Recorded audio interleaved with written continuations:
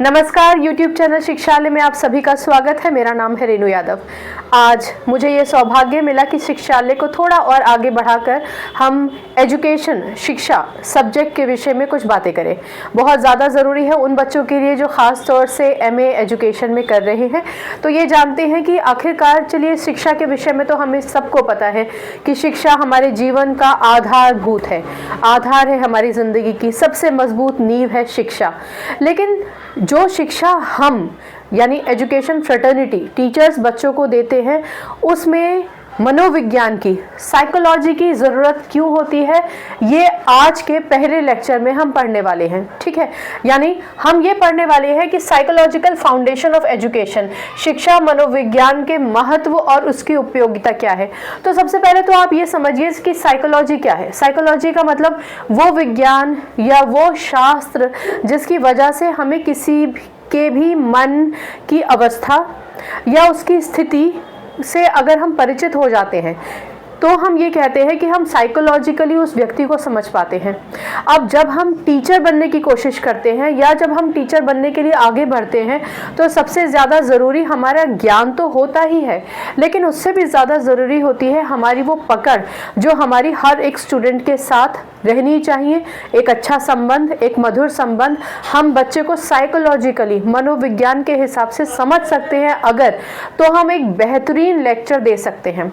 हमारा जो लेक्चर होता है ना क्लास में, वो सिर्फ एक बच्चे को ज्ञान नहीं देता, कई बार उसकी पूरी ज़िंदगी बना देता है और कई बार उसको कई चैलेंजेस दे देता है जो बेमतलब के चैलेंजेस हैं। आप सभी जानते हैं, यदि आप मेरी हम उम्र हैं तो आप ये समझते होंगे कि कई बार हमने अपने क्लासेस में अलग अलग तरीके के चैलेंजेस फेस किए। कई बार हम दूसरे बच्चों के प्रभाव में आकर या ये कहिए कि हिचकिचाहट में अपने टीचर से सवाल नहीं पूछते थे और हमारे टीचर्स को ये पता भी नहीं चलता था कि हम किसी डाउट में हैं, हम कोई चैलेंज फेस कर रहे हैं या नहीं कर रहे हैं।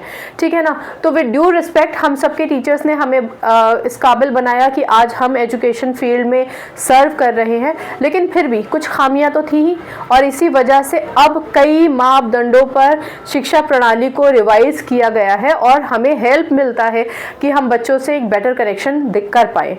इसके अलावा हम बच्चों को बेटर कंटेंट दे पाए। तो आज के पहले लेक्चर में आज हम ये समझने वाले हैं कि शिक्षा मनोविज्ञान का महत्व और उसकी उपयोगिता क्या है और एजुकेशन डिपार्टमेंट को इसको क्यों अपने टीचर्स तक पहुंचाना चाहिए। सबसे बड़ी बात तो ये है कि अगर हम साइकोलॉजिकली बच्चे को समझ पाते हैं तो हमारे लिए अध्यापन ईजी होता है, टीचिंग बहुत आसान हो जाती है।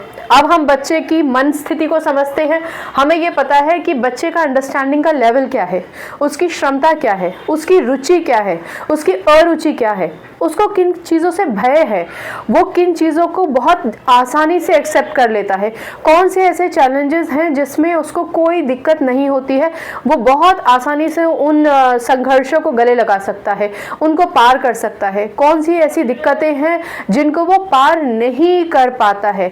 जब हम ये साइकोलॉजिकल एक मैप बच्चे का अपने अंडरस्टैंडिंग से बना लेते हैं तो हम एक बेटर लेक्चर दे पाते हैं। ठीक है, सब चीज़ें कनेक्टेड हैं, कुछ चीज़ें एक दूसरे पॉइंट्स में आ जाएंगी तो आप सब समझ जाएंगे अल्टीमेटली क्या हम कहना चाह रहे हैं। देखिए, एक बेहतर लेक्चर क्या होता है, जब हम हमारे टीचर से पढ़ते थे तो शायद ही हमारे टीचर्स में से कोई भी ऑडियो विजुअल एड लेकर आता होगा या कोई और एड का इस्तेमाल कभी किसी ने किया होगा। हम और आपने तो शायद हिस्ट्री और ज्योग्राफी भी लेक्चर के मेथड से ही पढ़ा, मैथमेटिक्स भी हमने सिर्फ बोर्ड पर स्केचेस देखे, शायद ही कभी उस समय मैथमेटिक्स लेबोरेटरी का कोई इस तरीके से उपयोगिता होती थी। लेकिन अब हर चीज़ है, ऑडियो विजुअल भी है, मैथ की लैब भी है, SST की लैब भी आपको मिल जाएगी, साइंस की तो हमेशा से होती ही थी। क्यों? क्योंकि एजुकेशन प्रणाली में ये देखा गया कि बच्चा जब ऑडियो विजुअल एड से कोई चीज़ समझता है तो उसको ज़्यादा अच्छे से समझ में आती है।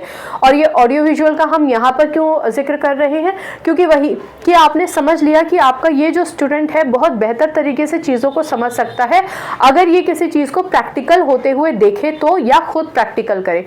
तो सबसे इम्पॉर्टेंट बात, अध्यापन में सहायक होता है। बच्चे की रुचि, अरुचि, क्षमता, उसका इंटरेस्ट, उसके भय सब टीचर को पता होते हैं और वो टीचर अब अपने सारे बच्चों को एक क्लास में क्लब करके हर एक बच्चे की क्षमता के हिसाब से टीचिंग एड ला सकती है।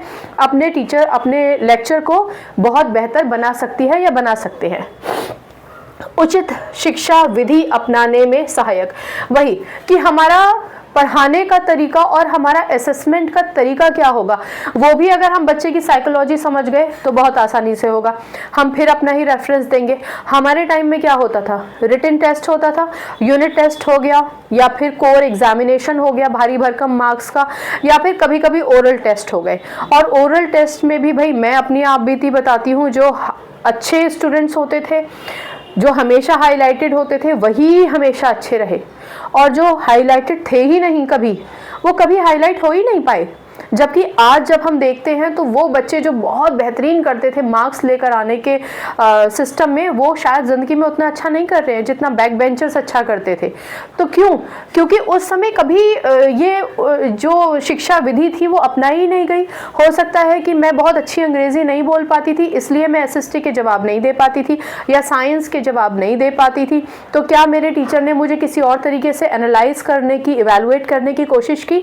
तो अब जो एजुकेशन मेथड है उसमें आपके पास अलग अलग टेक्निक्स हैं, पढ़ाने के भी और इवेलुएट करने के भी। अब पढ़ाने के क्या है, आप एक मॉडल लेकर आ गए, आपने एक एक्सपेरिमेंट करा दिया। अगर आपको साइंस में अलग अलग किस्म के पेड़ पौधे बच्चों को बताने हैं तो आप उनको बाहर ही ले गए, स्कूल के ग्राउंड में ले गए, वहाँ जितने पेड़ पौधे हैं या जो भी आपके पास अवेलेबल चीज़ें हैं, प्रैक्टिकल चीज़ें हैं, वो आप बच्चों को दिखा सकते हैं, एक्सपेरिमेंट आप करा सकते हैं। तो ये सब इंडिस्पेंसेबल हो गया है। पहले भी रहा, शिक्षा प्रणाली में पहले भी कुछ स्तर पर रहा था, लेकिन उसकी उतनी उपयोगिता नहीं होती। अब हर चीज़ में कंपल्शंस हो गए हैं तो वो बेहतर एक अच्छी टेक्निक हो जाती है। हम कंटिन्यूस असेसमेंट भी लेते हैं, कभी हम ओरल लेते हैं, कुछ क्लासेस में टीचर्स और क्रिएटिव चले जाते हैं, अंताक्षरी खेल लेते हैं, गाने वाली नहीं, आंसर्स की अंताक्षरी खेल लेते हैं, या जो बुलेट पॉइंट्स होते हैं उनसे संबंधित इंपॉर्टेंट चीज़ें। टीचर स्वतंत्र है, आप स्वतंत्र हैं, आप अपने आप को जिस टेक्निक से बच्चों के जवाबों को या उनके एजुकेशन में उन्होंने कितना ग्रैस्प किया वो आप एनालाइज करना चाहते हैं, इवेलुएट करना चाहते हैं, तो आप कर सकते हैं। आपके पास बहुत सारे मेथड्स एजुकेशन डिपार्टमेंट ने भी दे रखे हैं और आप अपने भी निजात कर सकते हैं। फिर साइकोलॉजी, मनोविज्ञान अगर हमने बच्चों का समझ लिया तो ये दो चीज़ें तो हम पा लेंगे। अब उसके बाद बालकों के बारे में जानकारी प्राप्त करने में सहायक। देखिए, मैं अपने सारे टीचर्स फ्रेटर्निटी को ये कहती हूँ कि अगर आपके क्लास में 40 स्टूडेंट हैं तो एक्चुअल में आपको उन 40 बच्चों के फियर, उनकी स्ट्रेंथ, उनके सिबलिंग्स, उनके पेरेंट्स, सब चीज़ें पता होनी चाहिए जो सिर्फ आपको पता होंगी कि वो बच्चा किस स्थिति में कौन से चैलेंजेस से जूझ रहा है। और अगर आप साइकोलॉजिकली बच्चे को जान जाएंगे तो अब आपको ये पता चल जाएगा कि बच्चे के बारे में जानकारी का क्या मतलब है, कि वही उसकी रुचि क्या है, उसके ट्रेंड्स क्या हैं, उसके दोस्त कौन है, उसके भय क्या है, वो क्यों नहीं पढ़ पाता है, या वो क्यों बाकी बच्चों के मुकाबले बहुत शार्प होने के बावजूद अच्छे नंबर क्यों नहीं ला पाता। यहाँ नंबर का सिर्फ इसलिए रेफरेंस दिया कि कई बार बच्चा बहुत मेहनत करता है लेकिन लिख नहीं पाता, कई बार एक्सप्रेस नहीं कर पाता ओरल में।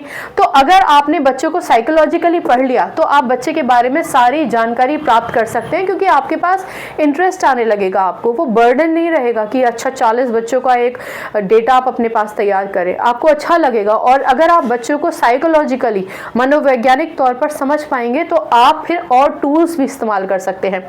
उचित पाठ्यक्रम के निर्धारण में सहायक। देखिए, आपको ध्यान होगा कि जब हम और आप पढ़ाई करते थे तो ऐसा नहीं कि हमारे पास प्रेशर नहीं होता था पढ़ाई करने का, हमारे तो अपने ही चैलेंजेस हुआ करते थे कि करना बहुत कुछ चाहते हैं लेकिन कर नहीं पा रहे हैं और उस बात को कोई एड्रेस नहीं कर रहा।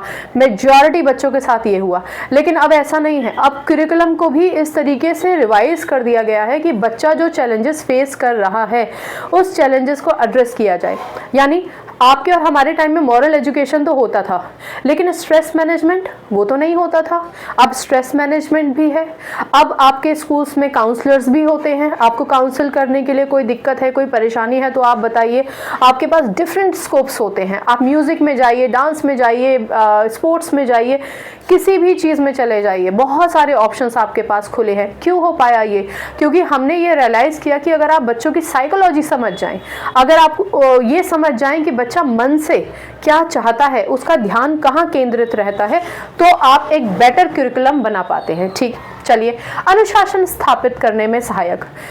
फिर से अपना एग्जाम्पल, हमारे टाइम में क्या होता था, जो लड़के होते थे उनको मुर्गा बना दो, क्लास के बाहर निकाल दो, लड़कियों को भी क्लास के बाहर निकाल दो, पनिशमेंट दे दो, ग्राउंड के चक्कर लगवा दो, मारपीट कर लो, ठीक है ना, क्रिटिसाइज कर दीजिए, यही सब होता था ना। लेकिन अगर किसी बच्चे को साइकोलॉजिकली समझ लिया जाए तो टीचर को, आप और हम में से जितने टीचर्स हैं वो ये बात समझते हैं कि क्लास में कुछ ऐसे शैतान बच्चे होते हैं जिनको पूरे स्कूल में एक टैग दे दिया जाता है, और वो टैग बड़ा ख़तरनाक होता है, क्योंकि कोई भी व्यक्ति हमेशा एक जैसा नहीं रहता। बच्चे शैतान होते हैं, लेकिन अगर शैतान होने की वजह से उनको झगड़ालू या बदतमीज़, इनडिसिप्लिन, ठीक है ना, इस तरीके के नाम दे दिए जाते हैं, तो बच्चा फिर दिमाग में सेट कर लेता है कि ठीक है, ओके फाइन, आपने मुझे बदनाम कर दिया, अब मैं ऐसे ही बन जाऊंगा। तो ऐसा नहीं करना है। साइकोलॉजी अगर आप बच्चे की समझेंगे तो आपको ये पता चलेगा कि आप प्रेम से भी, काउंसलिंग से भी, रेगुलर सेशन से भी, बातचीत करने से भी बच्चे को करेक्ट ट्रैक पर ला सकते हैं। देखिए, बीइंग अ टीचर आपको पता है, या अगर आप एजुकेशन के स्टूडेंट हैं तब आपको आगे जब आप टीचर बनेंगे तो आपको ये पता होना चाहिए कि हर एक व्यक्ति को एक सही डायरेक्शन दिया जा सकता है, और ये काम टीचर से बेहतरीन कोई नहीं कर सकता। तो अगर आप एक अनुशासन स्थापित करना चाहते हैं तो मारपीट से अलग हट जाइए, बच्चों को एक्टिविटी करा दीजिए, आप एक्टिविटी से सिखाइए, बच्चों को आप काउंसलिंग कीजिए, ठीक है ना, उनको समझाने के लिए। अगर वो ज़्यादा उपद्रव करते हैं, ज़्यादा बच्चे में एनर्जी है, बच्चे की एनर्जी चैनलाइज नहीं हो पा रही है, ठीक है, तो आप पेरेंट्स को बुलाइए, उनकी काउंसलिंग कीजिए, और बच्चा जिस फील्ड में जाना चाहता है उस फील्ड में जाने की उसको एक अनुमति मिलनी चाहिए, स्कूल से भी, टीचर से भी, मुख्याध्यापक से भी और पेरेंट्स से भी। तो अल्टीमेटली क्या है कि अगर आपने बच्चे की साइकोलॉजी समझ ली तो आप ये समझ जाएंगे कि मारपीट कोई सोल्यूशन नहीं है। आप प्रेम से, सहानुभूति से अनुशासन ला सकते हैं, डिसिप्लिन ला सकते हैं, ठीक है ना, नो मार पिटाई। समय सारणी बनाने में सहायक। देखिए कितना इम्पॉर्टेंट है ये जानना। आपको ध्यान होगा कि जब हम लोग पढ़ाई करते थे तो उसमें अगर लास्ट पीरियड स्पोर्ट्स का होता था तो हम खुश तो होते थे, पर ये सोच के भी दुखी होते थे कि लास्ट पीरियड में टाइम ही कितना मिलेगा, बेल बज जाएगी, हम लोग भागेंगे, फिर इतना टाइम तो बैग पिकअप करने में लेने में लग जाएगा, अगर बैग अलाउड नहीं है ग्राउंड में तो बहुत सारी चीज़ें। या फिर अगर मान के चलिए कोई ऐसा सब्जेक्ट जैसे ज्योग्राफी, मुझे तो ज्योग्राफी बहुत बोरिंग लगता था, अब जब मैं पढ़ने लगी हूँ तो मुझे इंटरेस्टिंग लगने लग गया है। तो ज्योग्राफी जैसा पीरियड अगर बिल्कुल लास्ट में हो तो उसमें कोई रुचि नहीं लेता बच्चा। मैं हर एक स्टूडेंट का अलग होगा, किसी को साइंस में रुचि नहीं आती होगी शायद। तो अल्टीमेटली अगर हमने बच्चे की साइकोलॉजी समझ ली तो हम ये भी बहुत अच्छे से समझ सकते हैं कि देखो भैया, समय सारणी यानी टाइम टेबल ऐसे बनाओ कि बच्चा मेंटली एकदम एक्टिव रहे। यानी अगर आप शुरुआत में ही फर्स्ट पीरियड, सेकंड पीरियड उसका गेम्स का रख देंगे, तो सेकंड पीरियड मान लीजिए गेम्स का है तो फर्स्ट पीरियड से ही उसको ये एक्साइटमेंट रहेगा कि मुझे खेलने जाना है। फर्स्ट पीरियड भी खराब, सेकंड पीरियड तो उसने स्पोर्ट्स में निकाल दिया। यहाँ फर्स्ट पीरियड खराब होने का मतलब ये है कि वो उसका ध्यान वही रहेगा कि मैं ये करूँगा, मैं वो करूँगा। तो अल्टीमेटली जब आप ये टाइम टेबल बनाते हैं तो आपको पता होता है कि जो मेन सब्जेक्ट्स हैं, जब बच्चा एकदम फ्रेश आया है, उसने असेंबली की, तो जो मेन सब्जेक्ट्स है, जो इंपॉर्टेंट सब्जेक्ट्स है, जैसे मैथ्स है, साइंस है, या कोई भी ऐसा सब्जेक्ट जिसमें बच्चे का ध्यान पूरी तरीके से केंद्रित हो, वो आप इस तरफ रख दीजिए। फिर इंटरवल करवाइए, इंटरवल में बच्चा फिर रिफ्रेश हो जाएगा। इंटरवल के इमीडिएटली बाद आप एक ऐसा सब्जेक्ट रख दीजिए जिसमें बच्चा कम इंटरेस्ट लेता है, लेकिन क्योंकि अब वो इंटरवल से जस्ट बाद फ्रेश होकर आया है तो वो आपकी बात ध्यान से सुनेगा। तो अल्टीमेटली अगर आपने स्टूडेंट की साइकोलॉजी पढ़ी तो आप एक बहुत बढ़िया समय सारणी यानी कि टाइम टेबल बना सकते हैं कि कौन सा सब्जेक्ट बच्चे को मेंटली थकान देता है, कौन सा सब्जेक्ट बच्चे को फिजिकली ड्रेन कर देता है, किस सब्जेक्ट को कहाँ रखना चाहिए, वो आप टाइम टेबल बना पाएंगे अगर आपने बच्चे की साइकोलॉजी समझ ली तो। फिर बालकों में सामाजिक गुण विकसित करने में सहायक। अब सामाजिक गुण क्या होते हैं? इंसान को अल्टीमेटली पढ़ाई कर कर क्लासरूम में तो जीवन भर रहना नहीं है, ऑफिस में तो जीवन काटना नहीं है, उसको निकलना तो समाज में ही है ना, अपने रिश्तेदारों में, अड़ोस पड़ोस में, परिचित अपरिचित लोगों के बीच में ही उसको रहना है। तो मान लीजिए अगर आपने बच्चे को स्कूल में ही ट्रेन कर दिया कि बेटा ऐसा है कि सामाजिक गुण बहुत ज़्यादा इंपॉर्टेंट होते हैं, जैसे किसी की मदद करना, नेकी करना, किसी के लिए दया करना, और केवल दया ही नहीं करना, उसकी फिर आगे बढ़ के मदद करना, झूठ ना बोलना, सिविक सेंस होना, देश के लिए कुछ करना, अपने लोगों के लिए कुछ करना, स्वयं के लिए करना, गुस्से पे कंट्रोल करना, ठीक है ना। बहुत सारी ऐसी चीज़ें हैं जो आप बच्चों की साइकोलॉजी समझकर उनको स्कूल में ही सिखा देते हैं। जब आप बच्चों को स्कूल में ही ये सब कुछ सिखाने लगते हैं तो बच्चा मेंटली और फिजिकली बहुत स्ट्रांग हो जाता है। अब आपने देखा है कि गेम्स का पीरियड कंपलसरी है, ठीक है ना। आपको पता है कि अब हमारे यहाँ कुछ गीता है, जैसे गीता का अध्ययन कंपलसरी करने वाले हैं, या फिर मेडिटेशन है। मेडिटेशन को क्यों इतनी प्रायोरिटी दे रहे हैं? क्योंकि उन्होंने देख लिया कि पुराने समय से अगर आप पूरा ट्रैक लेंगे, अलग अलग कालों के एजुकेशन देने के तरीके देखेंगे, तो मेडिटेशन बहुत इंपॉर्टेंट है। मेडिटेशन बच्चे के और हर एक अवस्था के व्यक्ति के गुस्से को कंट्रोल करता है, चिढ़ हो गई, ईर्ष्या हो गई, इन सब चीज़ों को कंट्रोल करता है, ये बैड इमोशंस को कंट्रोल करता है और इंसान को आत्म केंद्रित बनाता है, अपने खुद के प्रति भी, अपने लक्ष्य के प्रति भी। तो ये सब चीज़ें आप तभी कर पाएंगे अल्टीमेटली जब आपने साइकोलॉजी पढ़ी कि अच्छा ठीक है, अगर हमें समाज में बदलाव लेकर आना है तो हमें ये सब कुछ बच्चों को देना होगा। हम लोग के टाइम में एक मॉरल पीरियड होता था, उसमें कुछ चुनिंदा लेसन्स होते थे, हम वही सुनते थे, और फिर जब हम बस या ट्रेन में ट्रैवल करते थे और अगर हमने उन चैप्टर्स को एक्चुअल में सीरियसली ले लिया, तब तो हम किसी बड़े बुजुर्ग को अपनी सीट दे देते थे, और नहीं तो हम सिर्फ उसको एक लेक्चर की तरह लेते थे। लेकिन अगर आप प्रैक्टिकली बच्चों को ये सारे सामाजिक गुण सिखाएंगे तो बच्चा बिल्कुल विचलित नहीं होगा, और आगे आने वाले समय में भी वो जो सीख कर आया है स्कूल से उसी ट्रेट को आगे बढ़ाएगा। ठीक, फिर अगर हमने बच्चों की साइकोलॉजी समझ ली तो हम उनका कुशल निर्देशन कर सकते हैं, यानी एजुकेशन में भी उनको बेहतर बना सकते हैं। अगर आपको काम करना है तो उस काम के प्रति अभी से हम बच्चे को चैनलाइज कर सकते हैं, और पर्सनल लेवल पर भी हम उसका विकास कर सकते हैं। एनईपी आ गया है, आपको पता है 6th स्टैंडर्ड ऑनवर्ड बच्चा अपनी स्ट्रीम चूज करेगा और जो वो चाहता है उसी में अपना कौशल बढ़ाएगा, यानी आप अभी से उसको उसके व्यवसाय के लिए तैयार कर रहे हैं, ठीक है ना। इसके अलावा आप एजुकेशन देंगे तो ये सारी चीज़ें जो हमने ऊपर डिस्कस की वो आप बच्चे को सिखाई देंगे, और समाज के लिए भी आप उसको रेडी कर रहे हैं। प्लस अब तो स्कूल्स में पर्सनालिटी डेवलपमेंट भी होने लगा है, तो आपको पता है कि आपको अपनी पर्सनालिटी कैसे डेवलप करनी है। यहाँ एक छोटा सा पॉज लीजिए। पर्सनालिटी का मतलब ये नहीं है कि आप कैसे खड़े हो रहे हैं, कैसे चल रहे हैं, कैसे किसी को ग्रीट कर रहे हैं। पर्सनालिटी का ये भी मतलब है कि आपका खुद का कॉन्फिडेंस कितना है, आपकी अपनी पर्सनालिटी पे भरोसा कितना है, आप अगर कोई बात प्रेजेंट कर रहे हैं तो कैसे कर रहे हैं। ये सारी चीज़ें आप स्कूल के स्तर से ही सीख कर आएंगे। आप याद कीजिए कि पुराने टाइम में एक आधी बच्चा होता था जो डिबेट देता था, जो असेंबली को एड्रेस करता था, बाकी बहुत सारे काबिल बच्चे ऐसे रह गए जो बस खड़े होकर सुन रहे थे। अब क्या है, अब सबको मौका मिलता है, यानी हम उनको पर्सनालिटी वाइज पर्सनली उनको बहुत ज़्यादा ग्रूम कर रहे हैं, और ये ग्रूमिंग भी आप तभी कर सकते हैं। देखिए, बहुत सारे टीचर्स मुझसे कनेक्ट करेंगे, हमारे ऐसे बहुत स्टूडेंट होते हैं जो एक कोने में बैठे रहते हैं, हेजिटेट करते हैं, उनके पास कंटेंट बहुत है, समझदारी बहुत है, उनके पास बहुत नॉलेज है, लेकिन वो कह नहीं पाते।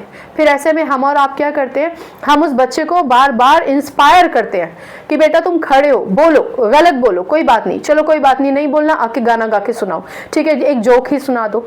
तो हमारा क्या पर्पस होता है कि भाई हम बच्चे को थोड़ा सा खोलें, ताकि वो अपने ही क्लासमेट्स के सामने सबसे पहले ये जो बैरियर है ना अंडर कॉन्फिडेंट होने का, इसको तोड़े, हिचकिचाहट का, हेजिटेशन का, इसको तोड़े। पहले अपने क्लास में कंफर्टेबल हो, फिर हम क्या करते हैं, फिर हम उसको असेंबली तक लेकर जाते हैं, फिर हम उसको बाहर भेजते हैं इंटर स्कूल कॉम्पिटिशन्स में, ठीक है ना। तो इस तरीके से आप बच्चे का हर तरीके से निर्देशन कर सकते हैं। स्कूल के लेवल में ही कर सकते हैं, कॉलेज के लेवल में तो टीचर्स को कम ही मौके मिलते होंगे, लेकिन स्कूल लेवल से ही आप बच्चे को ग्रूम करके चलिए। अगर आप उसकी साइकोलॉजी समझते हैं तो ये सब तो आपने पा लिया। अब विशिष्ट बालकों की शिक्षा में सहायक, देखिए स्पेशल एजुकेशन, पहले आपने देखा होगा किस तरीके के शब्द हम इस्तेमाल करते थे। हमारा जो उस समय का समाज था वो लोगों को कितना गलत बोलता था। अगर किसी को देखने में परेशानी है तो उसके लिए एक शब्द इस्तेमाल कर दिया, कोई चल नहीं पा रहा ठीक से तो उसके लिए एक शब्द इस्तेमाल कर दिया, अंधा, लूला, लंगड़ा, इस तरीके से हम एक शब्द इस्तेमाल करते थे। कितनी बार ऐसा होता था कि जब हम हमारे समाज के इतने महत्वपूर्ण अंग, जो समाज का एक सबसे इम्पॉर्टेंट हिस्सा है, जो किसी विकृति की वजह से ऐसा आया हमारे साथ, हम उसको एक्सेप्ट नहीं करते थे। या शायद ऐसे बच्चे का कोई एक आधी दोस्त होता था और टीचर भी उस पर ध्यान नहीं देती थी, जबकि टीचर का ये कर्तव्य है कि अगर किसी बच्चे को कोई दिक्कत है तब आप उसको नॉर्मल ट्रीट करिए, बिल्कुल नॉर्मल ट्रीट करिए, उसको पार्टिसिपेट करने दीजिए हर एक एक्टिविटी में, ठीक है ना। अगर वो नहीं भी, उसको चलने में भी दिक्कत है, आप कहिए बेटा तुम दौड़ सकते हो।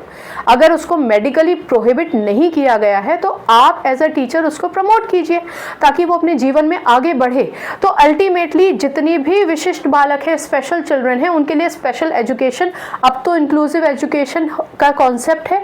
तो अल्टीमेटली वही है कि उस बच्चे को समझने की कोशिश कीजिए कि प्रॉब्लम है कहाँ, क्यों वो बच्चा ट्रिगर हो रहा है, क्यों वो बच्चा पीछे हो रहा है, क्यों हम उसको आगे नहीं कर रहे हैं, क्यों उसका एक ही दोस्त है, क्यों नहीं हम प्रमोट करते हैं कि सारे बच्चे एक दूसरे के साथ हो। वही सिंपैथी, एम्पैथी, कोऑपरेशन, ठीक है ना। तो अल्टीमेटली जब वो बच्चा सीखेगा तो वो सारे स्टूडेंट्स को जो उसके आसपास हैं, भले ही वो विशिष्ट बच्चे हों, स्पेशल बच्चे हों या नॉर्मल बच्चे हों, सामान्य बच्चे हों, हम सबको एक साथ लेकर चलेंगे। वही साइकोलॉजी, तो जब आप बच्चे की साइकोलॉजी पढ़ रहे हैं, साइकोलॉजिकली जब आप बच्चे को डील कर रहे हैं, तब आप बच्चे को भी साइकोलॉजिकली डील करना सिखा रहे हैं। ऐसी स्थिति में बच्चा बहुत आराम से उन सब बच्चों से कनेक्ट कर पाएगा जिन बच्चों के साथ वो बैठता है और वो कुछ कहीं ना कहीं स्पेशल चिल्ड्रन है, ठीक है। फिर शैक्षिक लक्ष्यों की प्राप्ति में सहायक। अब देखिए यहाँ पर बच्चे, शैक्षिक लक्ष्य क्या है, अब हमारा लक्ष्य क्या है। अभी तक हमारा लक्ष्य क्या था, या बहुत दुख की बात है अभी भी कुछ स्कूल्स का लक्ष्य है कि मेरा स्कूल टॉप 5 में आ जाए या टॉप पे आ जाए। बिल्कुल उसके लिए क्या कुछ नहीं होता, वो हम यहाँ लेक्चर में डिस्कस नहीं करेंगे। तो अल्टीमेटली इसी पॉइंट पे दोबारा आ जाते हैं, शैक्षिक लक्ष्यों की प्राप्ति करें, यानी बच्चे के हिसाब से आप अपने पढ़ाने के तरीके को ऐसे बदलिए कि अगर बच्चा डॉक्टर बनना चाहता है, इंजीनियर बनना चाहता है, कारपेंटर बनना चाहता है, म्यूजिशियन बनना चाहता है, तो हम उसमें ये कॉन्फिडेंस रखें और उसको ये कॉन्फिडेंस दें कि बेटा तुम जो करोगे द बेस्ट करोगे, तुम मुझे बताओ कि क्या तुम्हारा सपना क्या है, और फिर हम बच्चे को उसी दिशा में प्रेरित करें। एक रेगुलर काउंसलिंग स्टूडेंट के साथ साथ पेरेंट्स की भी बहुत ज़रूरी होती है। पेरेंट्स को अपने कॉन्फिडेंस में रखना भी बहुत ज़्यादा ज़रूरी होता है। बच्चे की साइकोलॉजी समझने के साथ साथ कहीं ना कहीं पेरेंट को भी साथ साथ में हमें लेकर चलना चाहिए, ठीक है। अब शिक्षक व्यवहार के शुद्धिकरण में सहायक, यहाँ एक वर्ड इस्तेमाल किया है जो मुझे बहुत अच्छा लगा, शुद्धिकरण। अब यहाँ शुद्धिकरण का क्या मतलब है भाई, शिक्षक ना पैदा नहीं होता, जन्म से शिक्षक पैदा नहीं हो जाता कि अच्छा ये पैदा हुआ है बालक, ये सारे भाई बहनों को साथ लेके चलता है, आस पड़ोस में सबकी मदद करता है, सबको पहले से ज्ञान देता है, ये शिक्षक बनेगा। नहीं, ऐसा नहीं है। हम और आप, हम सब ने कोरोना में ये सीखा कि वो बच्चे जो हमसे कम उम्र के थे उनको इंटरनेट का बहुत कुछ आता था। उन्होंने शायद हमें सिखाया कि जूम पे कैसे क्लास ली जाएगी या बोर्ड कैसे शेयर किया जाएगा, दुनिया भर की चीज़ें। यानी सिर्फ ये मान लेना कि हम शिक्षक हैं तो हमें सब कुछ आता है, हमें किसी बदलाव की, किसी प्रोग्रेस की ज़रूरत नहीं है, ऐसा नहीं है। यहाँ शुद्धिकरण का मतलब ही ये है कि कोई भी शिक्षक पैदा नहीं हुआ है, उसको अपने आप को हर वक्त अपग्रेड करना है, ये बहुत ज़्यादा ज़रूरी है। हमें खुद को भी अपने आप को अपग्रेड करना है, ना सिर्फ बदलते ट्रेंड से, टेक्नोलॉजी से, बल्कि बच्चों के स्तर पे भी कि आज के बच्चे क्या सोच रहे हैं, क्यों सोच रहे हैं, हमें उनको कैसे दिशा देनी है। देखिए बच्चे तो वही कच्ची मिट्टी है, आप जैसा ढाल देंगे वैसा वो ढल जाएंगे, आप ध्यान नहीं देंगे तो वो कहीं भी नहीं ढल पाएंगे। इसलिए बच्चों को ढालने के लिए बहुत ज़्यादा ज़रूरी है कि हम बच्चों की साइकोलॉजी समझें। चलिए, शिक्षक व्यवहार में शुद्धिकरण हो गया। फिर शिक्षण विधि में सुधार में सहायक, पहले के टाइम पर करके सीखो वाली कॉन्सेप्ट शायद किसी टीचर ने सिखाया होगा, नहीं तो वही सेम लेक्चर मेथड, आए पढ़ाए चले गए, आए पढ़ाए चले गए, लेक्चर लेक्चर लेक्चर। पर आप बहुत कुछ कर सकते हैं, ठीक है ना, कितना कुछ कर सकते हैं। अलग अलग शिक्षक विधियां हैं, आप एक्सपेरिमेंट कराइए, आप बच्चों को टूर लेकर जाइए, एक्सकर्जन्स लेके जाइए, सॉरी, आप किसी एमिनेंट पर्सनैलिटी को बुलाइए अपने यहाँ, आप बच्चों से मॉडल्स बनवाइए, लेकिन ये नहीं कि वो किसी और से चार्ट बनवा के ले आए। अभी फर्स्ट सेकंड स्टैंडर्ड के बच्चों को मॉडल बनाने को ले दे देते हैं, बच्चे बनाएंगे क्या? नहीं बनाएंगे, सब जानते हैं, पर ये नहीं करना है। बच्चों की साइकोलॉजी समझने का मतलब ही ये है कि आप ये देखिए कि बच्चा किस स्तर का है और वो क्या काम कर सकता है, ठीक है ना। तो इसलिए ये बहुत ज़्यादा ज़रूरी है कि आप अपनी विधियाँ चेंज करिए, आप इनोवेशन लेकर आइए, क्रिएटिविटी लेकर आइए, नए नए मेथड्स लेकर आइए, नए नए टीचिंग टूल्स इस्तेमाल कीजिए और उनको इस्तेमाल कीजिए। ये नहीं कि मैथमेटिक्स लेबोरेटरी या एक SST लैब बना ली है लेकिन उसका कोई फ़ायदा नहीं है, ठीक है ना। और अब तो कितने सारे टूल्स आ गए हैं, ऑडियो वीडियो दुनिया भर की चीज़ें हैं, तो उस पर काम करिए। ये सब आप तभी करेंगे जब आप बच्चे की साइकोलॉजी बहुत अच्छे से समझ जाएंगे। तो फिर आपका जो उद्देश्य है ना, जो ध्येय है, वो ये है कि ये बच्चे को मुझे कैसे भी करके लेक्चर समझाना है, ठीक। चलिए, फिर शिक्षक शिक्षक के मधुर संबंध बनाने में सहायक। भाई अगर आपने बच्चे की साइकोलॉजी समझ ली तो आप उसके साथ एक बहुत बढ़िया कंपैटिबल रिश्ता बनाएंगे। ये नहीं होगा कि भाई आपको दूर से देखा बच्चे ने और एकदम स्टर्न होके खड़ा हो गया कि सर आ रही है, मैम आ रहे हैं, नहीं। डिसिप्लिन अपनी जगह, लेकिन उसको ये भय नहीं होना चाहिए कि अब मेरी डांट पड़ेगी, आज मैंने ये कर दिया, या टीचर तो मुझे डांटेंगे ही। कुछ बच्चों को टैग लग जाता है ना कि इनकी तो डांट ही पड़नी है, उनको कोई जाने ना जाने।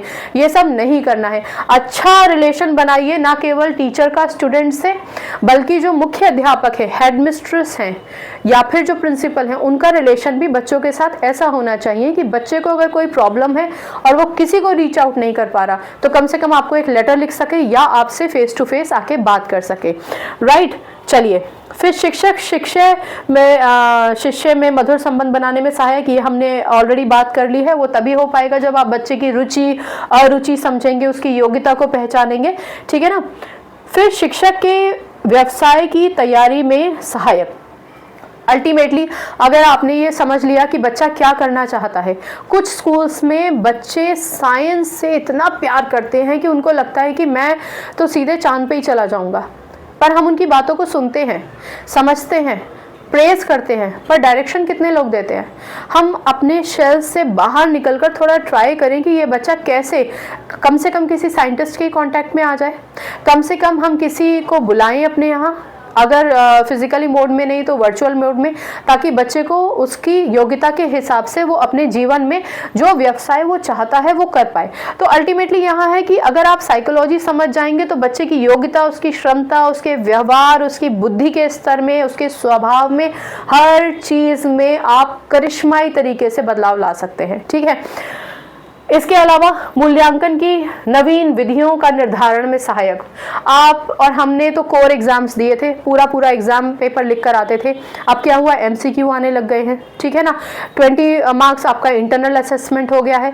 प्रोजेक्ट बनाओ, यूनिट टेस्ट दो या फिर प्रेजेंटेशन दो या कुछ भी करो। तो ये क्या है, ये अलग अलग तरीके हैं जिससे आप बच्चे का मूल्यांकन करते हैं।